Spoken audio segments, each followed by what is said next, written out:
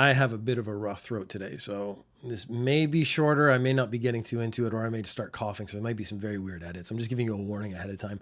Some people have actually found that when I have a rougher voice, or I'm in a tough spot, or I'm sick and I do the podcast, they actually like my voice better, which makes me sad and happy at the same time, because I'm happy you like my voice when it's rough and I guess more manly and like I've been chewing glass and smoking cigarettes my whole life. But also, I'd rather be healthy. I think that's a pretty normal state of affairs for most people. I should have started smoking earlier and then quit, and then I would have that great raspy voice that people like. I've had a couple people now tell me that they listen to this before they go to sleep and they fall asleep to my voice. And that's also a mixed blessing, because it's like, A, you find the voice you're hearing right now relaxing. It's gentle enough that it eases you into a place of slumber, which I actually was thinking that's a really nice thing to do for other people, but also it means you're not listening to half the episode. So all the effort I put into the latter half. Honestly, the problem I have, though, is if you listen to this when you're going to sleep and you fall asleep, let's say at the midpoint, I usually put the dirtier, more violent stories at the end of the episode. So if you're doing that, it means your subconscious mind is now getting all that dirty, awful information put into your brain while you're sleeping directly. I'm just hoping that doesn't make you a worse person. Usually, I'm hopefully balancing it out with my very sensible opinion. Who knows?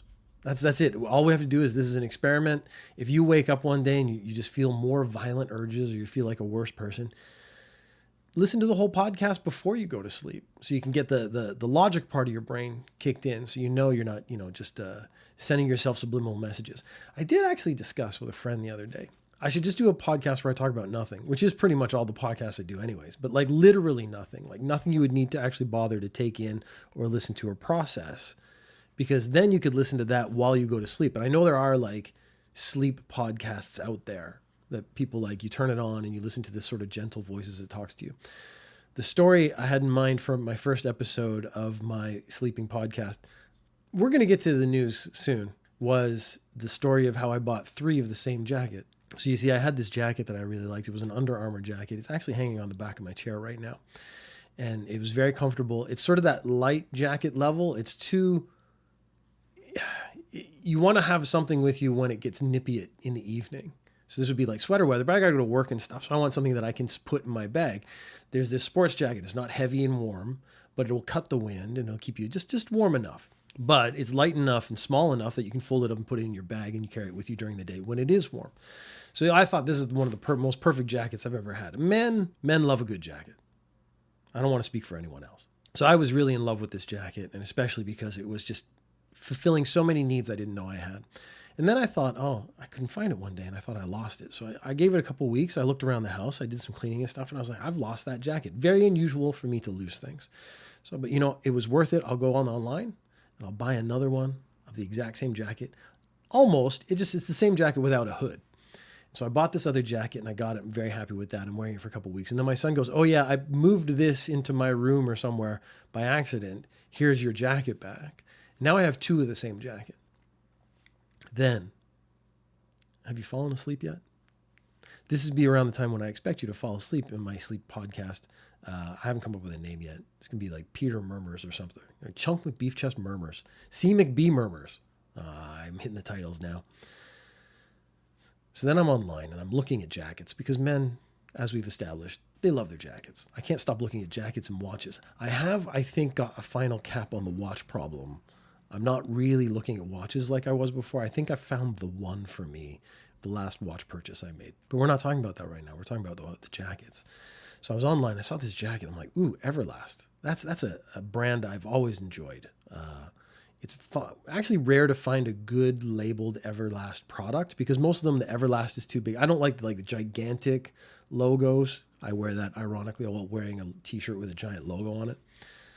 But I like my branding to be a little more subtle if there's branding at all. Everlast is one of those sort of classic brands that I enjoy, but most of them are too loud. And so when I find a subtle one, I got it. I have a hat that has an Everlast on it, and this is a jacket with an Everlast. And I bought that jacket, and I was very happy with that jacket. It was on sale.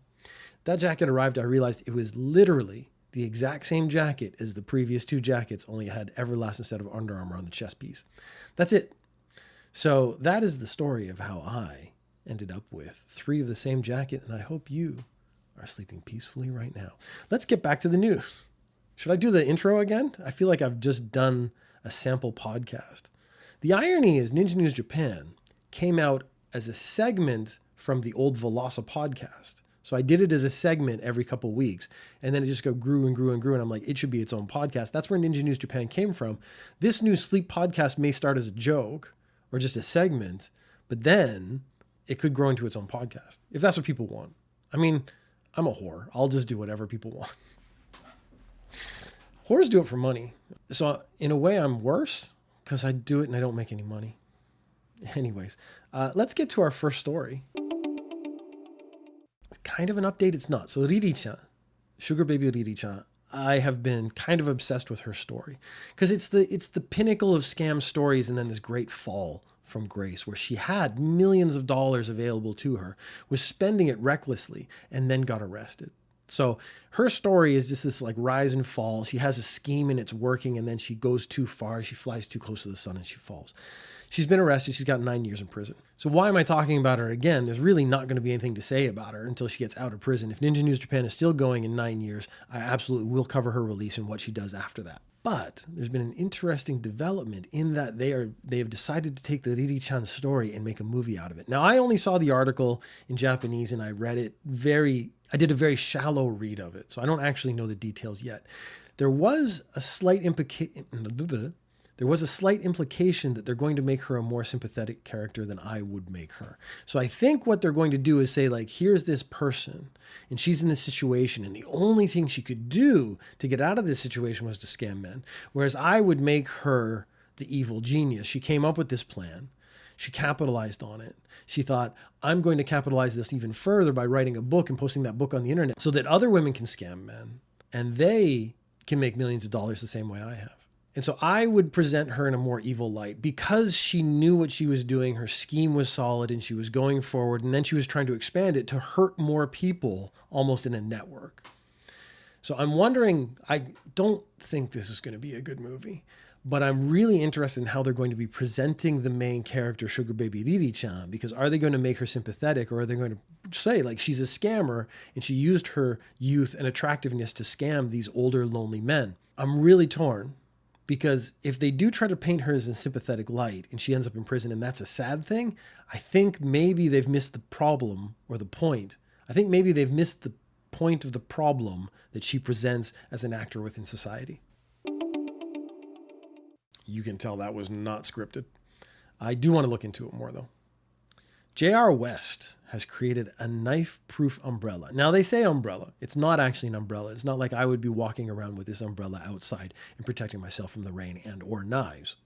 It's a defensive shield that they want to keep on trains, because last summer there was a knife attack on board a train and 3 people were injured. 1 staff member and 2 passengers were injured by a knife attack. And so they're like, we have to do something to try to give the train staff something to defend themselves with when it comes to someone who gets on the train with a knife, because it's a very difficult thing to stop. This shows actually the level of care they're putting in Japan that would not be elsewhere. 3 people were injured, and then J.R. West decided we're going to take some action to make sure that we can't stop this from happening, but maybe we can give people a position where they can defend themselves and not get hurt in the future.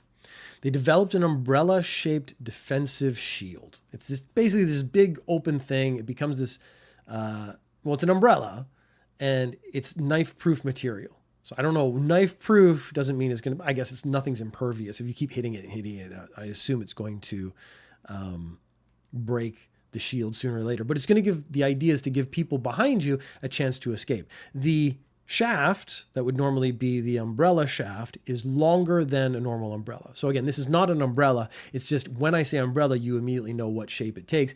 And therefore, because it can be collapsed like an umbrella, it's much easier to store. Protective shields used up to now were close range and heavy. We've devised a shield that's easy for female employees to use. Because the problem is, yes, let's say you do have a large ballistic shield available, but it's this big heavy thing and it's only right in front of you. That maybe isn't the best use for all people who work for you. I don't think it's necessarily just females. Weaker males might have the same problem.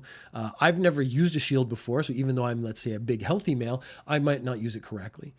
The umbrella, the idea is to make it safe and keep some distance between you and the assailant, I think that's actually a pretty good idea. They are going to put 1,200 umbrellas on 600 trains. That's going to be 2 on every train. I assume at one at either end where the staff tend to spend most of their time, so it's easily accessible to them, so they could get to the car and try to defend against a knife attack.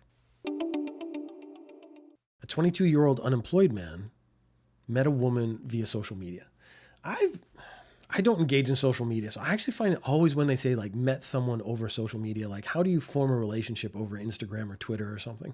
I have not ever been able to do that. I've had short conversations, but they always die out. And again, it's because of me. I'm bad at social media. So this is where I feel like I have fallen behind the times of how sort of relationships are formed now.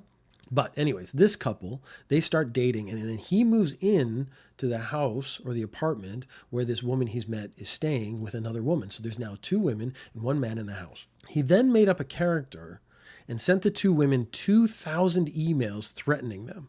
He made them believe that they were being targeted by hostile forces.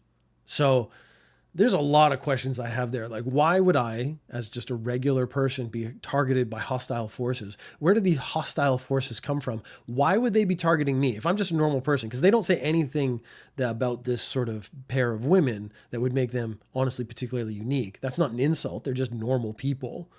But normal people don't get targeted by hostile forces. So that would be, if I was in the same situation, so I'm one of these ladies, and then some guy moves into my house and they start saying like, I start getting all these emails and he goes, you're being targeted by hostile forces. I'd be like, well, that doesn't make sense. What do I have that hostile forces would even want in the first place? He made demands as the hostile forces, and then he said he would protect them. And then they bought him a car. I read 2 versions of this story, one where they bought him a sports car and another one where they bought him 2 cars. So these 2 women being targeted by hostile forces to protect themselves, bought this guy 2 cars. They also started transferring money to his account. So he got them to a point where he'd convinced them that they could not leave the apartment, that it would be too dangerous for them to leave where they were living. They had to give him all the money. He would take care of everything. He needed the 2 cars to be able to travel around. I don't know why he needed 2 if it's only 1 guy. But he convinced them to stay in the apartment because it was dangerous to go outside. One woman, a gamer, was playing games, talking to one of her friends online, said like, I'm being held here essentially against my will. I'm not able to call the police. I don't know why she wasn't able to call the police. I'm not able to call the police. So could you call the police for me? Her friend calls the police, and the police come and they're like, hey, none of this is true. You're under arrest. He's arrested, and he says that he had brainwashed them so that he could live his life as freely as possible. So he was unemployed, met a girl, brainwashed her and sort of her friend into giving up their lives so that he could live his life freely. There is the question that went around as soon as I saw this, like comments and stuff. And I had the question immediately right away. How are these 2 girls making money from home? I assume they work from home. I assume they're programmers or something and they're working from home. But for them to not be able to leave the apartment and still make money is actually still a very unusual thing in Japan. Work from home jobs are rare in Japan. They would have had work from home all the time to be able to make money, to continually give this guy money. Just thank God that one of them was a gamer and had internet gaming friends. It's almost like, to me, I was like, the gaming mentality maybe primed them to believe that the hostile forces were a real thing. But the fact that she had friends online meant she had someone she could speak to, and those friends online put her in a position where she could ask for help, which that is why video games are good. A 27-year-old woman called an ambulance. The thing is, she called the ambulance more than 200 times over the last year. Last week, she called the ambulance, but the police showed up. So what has happened is she would say, I'm sick, and call the ambulance. From April 2023 to now, she's called 251 times. When the police showed up and said, like, you're calling the ambulance too much, she said, I don't remember. I just called because I wasn't feeling well, which is a perfectly reasonable thing to do. When you don't feel well, you call an ambulance, right? There's some other details that came out. Sometimes she would collapse in the street so that other people would call the ambulance on her behalf. But then when the ambulance showed up, she would refuse to be taken to the hospital because, hey, I'm just taking a break. I read a 3rd version of this story where she took up to 3 hours of the paramedics' time. so that she was, I don't know, talking to them, having them check her out. She was wasting massive amounts of paramedics' time when she wasn't actually sick or actually feeling ill. There is one story. So I read 3 or 4 of the same story. One version says she tried to pressure the paramedic into dating her. So I don't know if that's true or if that was like interpreted some way, because it didn't show up in all the other stories. So I don't like to claim something's true unless I have like 2 or 3 sources saying the same thing. But this does seem like if you're willing to collapse in the street to get ambulances to come to you, if you call the ambulance 200 times just because you're not feeling good, it seems like you're starved for the attention that the paramedics will give you. Pressuring one of the paramedics to date you doesn't seem like out of hand compared to everything else that's going on in this story. She's been arrested on obstruction of business for taking up too much of the ambulance crew's time. This is a classic. There's a Japanese movie. I forget what it's called now. It's really famous. It's like a Kurosawa film. And they do the same story like 3 times from the different perspectives of the different people, like the person who is accused of the murder and then the person who is judging the murder and stuff. It's a very interesting way to tell a story. This is sort of a similar thing, only it went to court. An Australian man says he smells gas as walking past a building. So he climbs up onto the balcony to the window in an attempt to alert the resident. He shouts, "Go to the door! And can you walk?"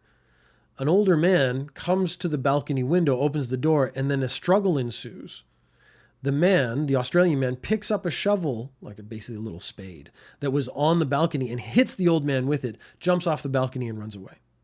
So in that version of the story, he's a hero trying to hero and being thwarted by the communication issue or a misunderstanding because he's speaking English. The other version is a guy climbed onto a balcony and then tried to rob an older man by saying, "Goto da."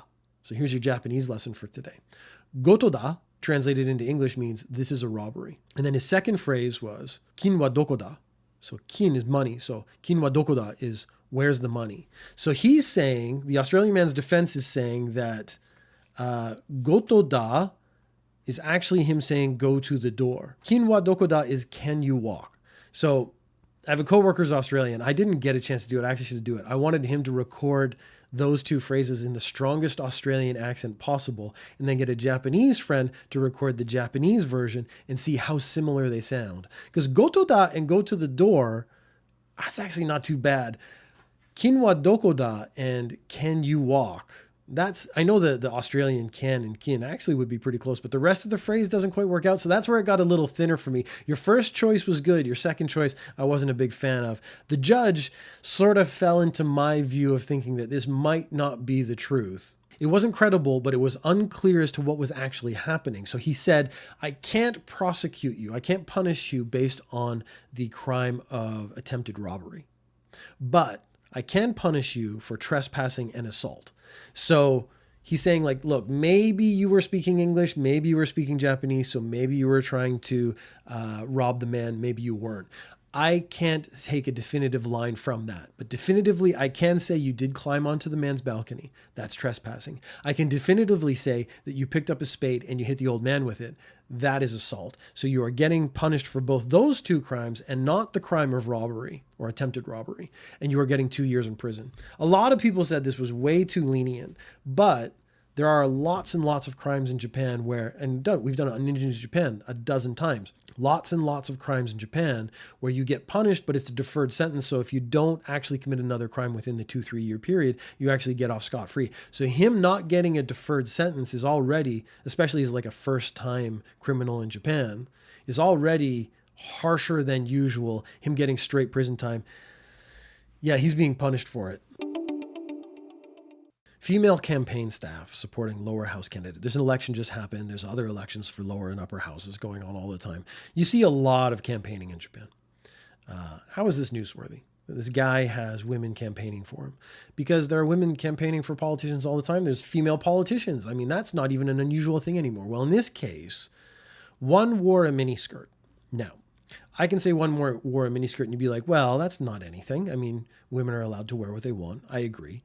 This was butt cheeks hanging out, flapping in the wind miniskirt. Like she could not lean forward without her entire buttock area being exposed. So I saw a picture of her just standing up normally and you could see the bottom of her butt cheeks. So this was demonstrative, I think is what they're talking about.